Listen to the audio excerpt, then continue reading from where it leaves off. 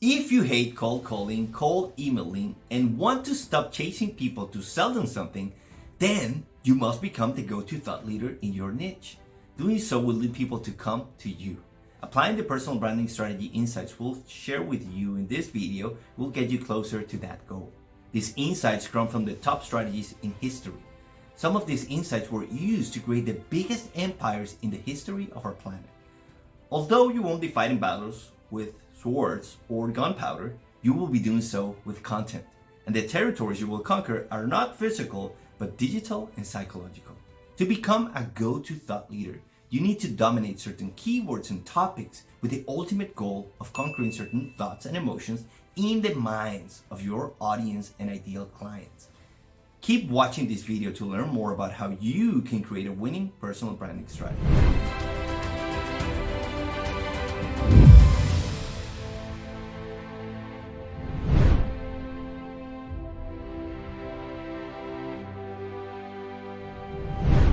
Conquer your mind before conquering your niche. Most of the greatest military victories in history have a notable difference when compared to regular victories. In some of the most celebrated battles, the number of troops lost on each side are widely disproportionate, usually hundreds versus thousands. Some military strategists were curious about this phenomenon. When further examination was made on these battles, it seemed clear that the reason for the differences was that the victorious army had been able to surprise the enemy and break their lines. At that point, the small groups will feel isolated, and this caused them to panic, drop their weapons, and start running. And it's no secret that it's easier to kill a soldier when he's running away from you. Keep in mind that in ancient warfare, most combat was hand-to-hand. Individuals were exposed to death from all directions. For this reason, good strategists trained their troops to remain as close as possible during the battle. And the Romans perfected hand-to-hand combat by placing the youngest fighters in the front lines, the best fighters in the back, and the rest in the middle. By doing so, they limited the possibility of panic arising amongst the young fighters, because they were surrounded by braver and more skilled fighters. This made the Roman legions some of the most cohesive fighters in the world at that time, because each fighter could completely focus on the enemy in front of them without having to worry about being attacked from the sides or from behind. It's clear then that most of these lopsided battles were much more psychological than physical, and it'll be the same when you decide to build your personal brand in order to dominate your niche as a thought leader. The most important battle is the one going on inside your head. More than 80% of self-talk is negative, and you'll have to constantly fight that bias. A great way to avoid letting negative self-talk and doubt get in the way of the success of your personal brand is to have a long-term plan with clear metrics of success. And you must also have key performance indicators that you can check in the short term to make sure you are going in the right direction.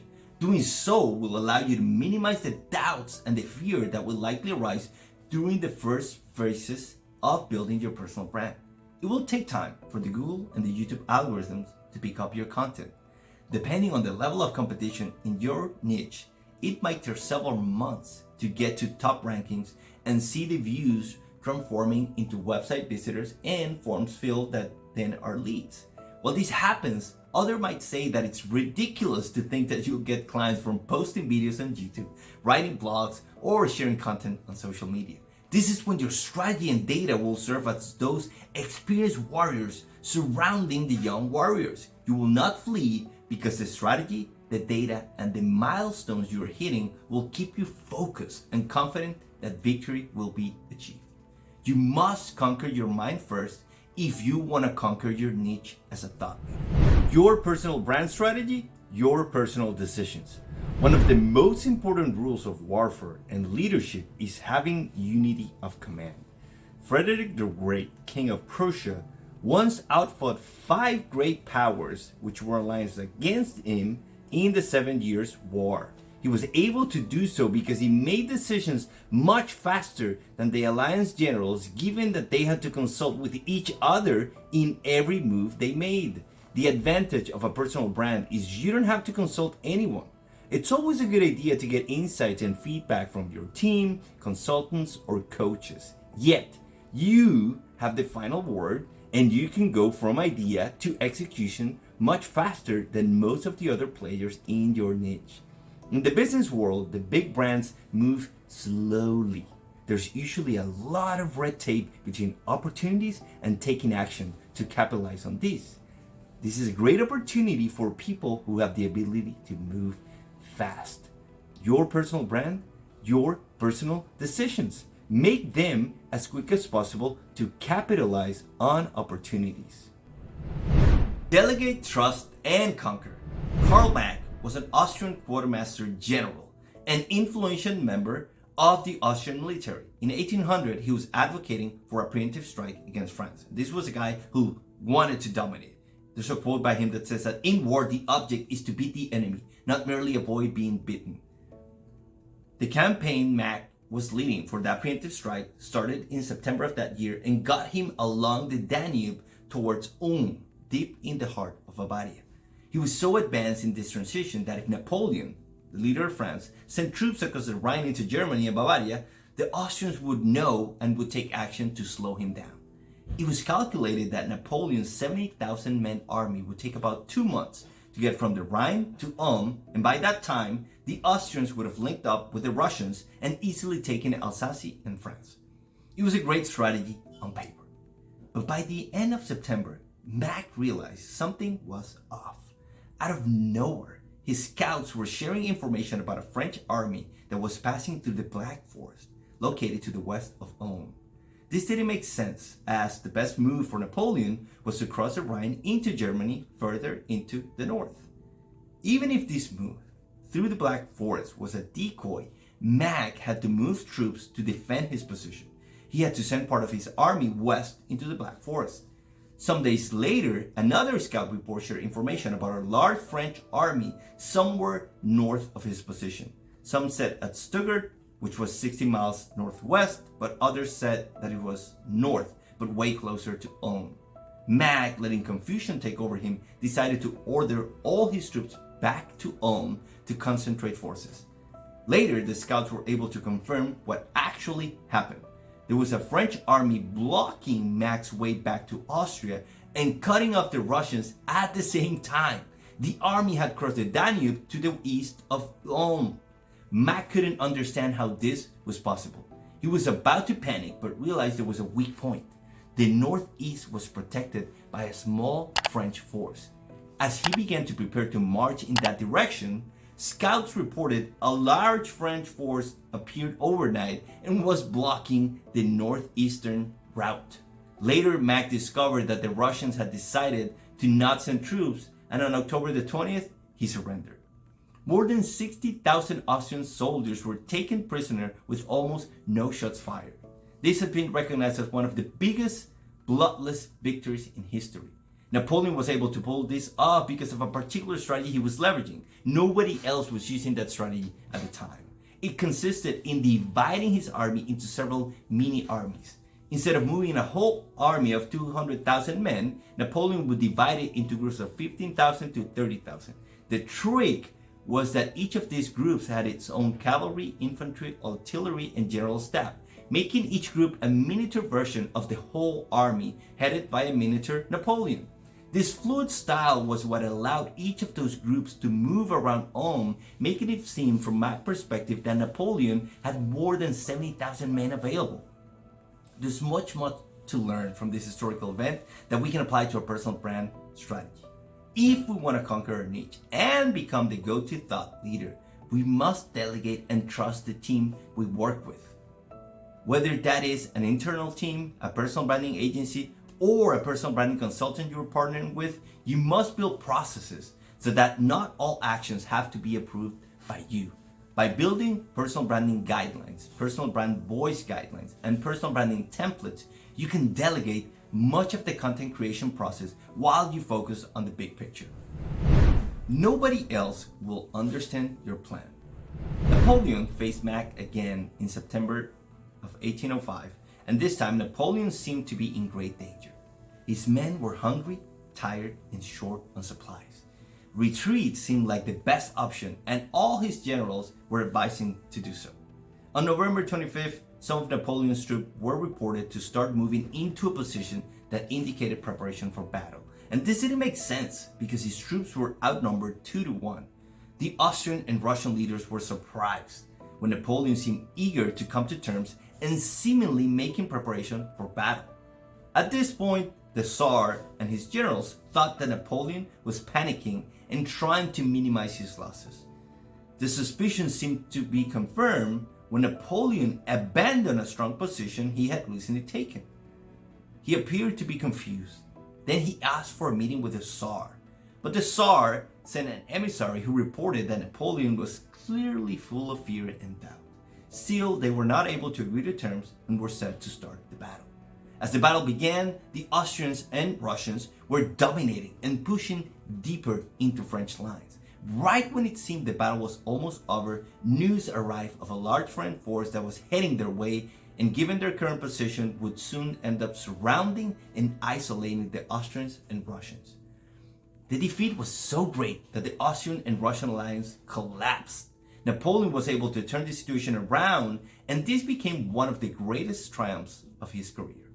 From everyone else's perspective, Napoleon's move didn't make sense, but from his perspective, it was all part of a winning strategy. The same will happen when you start building your personal brand. As you start sharing content, people will criticize it. Your friends, family, and colleagues will start sharing their opinion, and it might not always be positive. People will say that you're putting your career in jeopardy or that you might hurt your reputation within the company. Some might say that you are too old for social media, and the list goes on and on. They will say you are confused, as they did with Napoleon.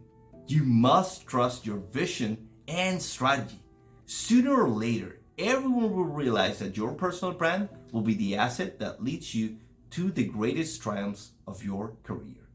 And for the other competitors in your niche, it will be too late when they realize that you have become the go-to thought leader. Play the long game. During the 7 Years' War, from 1756 to 63, Frederick the Great of Prussia was facing immense challenges and obstacles.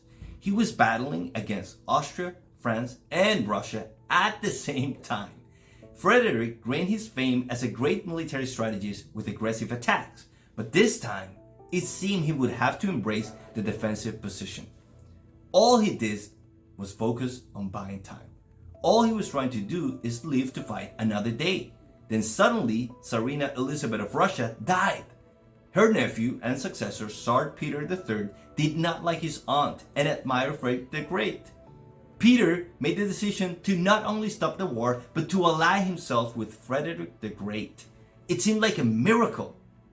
Investing in building a personal brand might be one of the best career moves you have available, and it is an asset that you can fully control. Yes, it will take time to build, and at times, it might seem difficult to keep going, as you'll probably face pressure from different fronts as Frederick did. You might have to deal with criticism from people who watch your videos and other content and don't like it. You might also have to deal with pressure from colleagues because they might think that you are wasting your time. They might say that you should be setting meetings or doing calls or trying to get your name out there in other ways, such as networking. You might even have to deal with your family putting pressure on you. They might not understand why you're dedicating extra time to work on your personal brand outside the time you're dedicating already to your job. But once you get enough momentum going, it'll be unstoppable. And the growth of your personal brand to everyone else will seem like a miracle. Everyone will say it's an overnight success. Let everyone else keep saying whatever they want to say while you focus on dominating your niche, then your industry, and why not at some point dominating the world. Groom yourself for greatness. Alexander was able to reach greatness because he was groomed for greatness. His tutor was Aristotle. His mother, Olympias, was a mystical woman who had a vision at Alexander's birth. The vision showed Alexander as a ruler of the world. She believed his son was destined to be as great and famous as Achilles, from whom her family claimed descent. All of this influenced Alexander. and from early in his life, he started to carry himself as if he was more than the son of a king. Think about that. What can be higher than being born as the son of a king? Whatever that was, Alexander was groomed to believe he could achieve it. You must surround yourself with people who believe in you and support your decision to build a personal brand. Find a coach, find a mentor, find other people who are investing in themselves and their personal brands. Better yet, find all of these and make them part of your inner circle, your own personal board of advisors. It's critical that you surround yourself with people who support your vision of greatness. You'll face enough challenges when working on getting your message across through the content you create. You don't need extra negativity that some people can bring to your inner circle. Only people who share your vision must be allowed in that inner circle. But this doesn't mean surrounding yourself with cheerleaders and yes people. I'm sure Aristotle didn't go easy on Alexander. What you want is people who are rooting for you and your success. People who will give you tough love as you build a personal brand that will allow you to achieve all your professional goals. And who knows, some might even start to call you the queen or queen of your niche. Fight without fighting to win the war.